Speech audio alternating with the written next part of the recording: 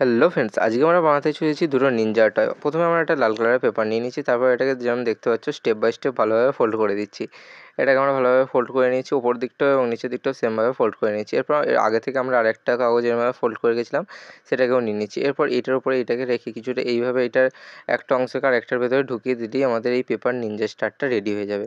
তো দেখতে পাচ্ছ আমাদের নিনজা স্টার রেডি। তো ভিডিওটা ভালো লাগলে লাইক করে চ্যানেলটাকে সাবস্ক্রাইব করে দিও।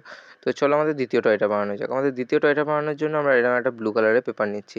তারপর সেটাকে কিছুটা এইভাবে ফোল্ড করে দিচ্ছি। আমরা যেভাবে এরোপ্লেন ফোল্ড করি সেইরকমভাবেই কিছুটা এটাকে ফোল্ড করছি। তারপরে নিচের অংশটাও এইভাবে ফোল্ড করে দিচ্ছি। এটা ভালোভাবে ফোল্ড করা হয়ে গেছে। এরকম আমরা আরেকটা পিস আগে থেকে ফোল্ড করে রেখেছিলাম, সেটাকেও কিছুটা এর মধ্যে এইভাবে লাগিয়ে দিচ্ছি। তারপরে এই দুটো পিসকে ভালোভাবে আঠার সাহায্যে জুড়ে নেবো। তো যতক্ষণ আমি এটা লাগাচ্ছি তোমরা চ্যানেলটাকে সাবস্ক্রাইব করে ভিডিওতে প্লিজ একটা লাইক করে দিও এবং কমেন্ট করে জানিও এই ভিডিওটা তোমাদের কেমন লাগলো। তো দেখতেই পাচ্ছি এটা আমাদের ভালোভাবে জোড়া হয়ে গেছে। এরপর একটা পেপার রোলকে নিচের অংশ ভালোভাবে লাগিয়ে এর সাইডগুলো মুড়ে দিচ্ছি। এরপর একটা ব্লু কালারের পেপারকে আমরা কিছুটা এইভাবে রোল করে নিয়েছি এবং সেটাকেও আঠার সাহায্যে ভালোভাবে লাগিয়ে এটা একটু সরু করে আমরা কেটে নেবো, যাতে এটাকে এর নিচের অংশে ভালোভাবে লাগানো যায়। তো এটা আমাদের একটা পেপার নিনজা নাইফ রেডি হয়ে গেছে।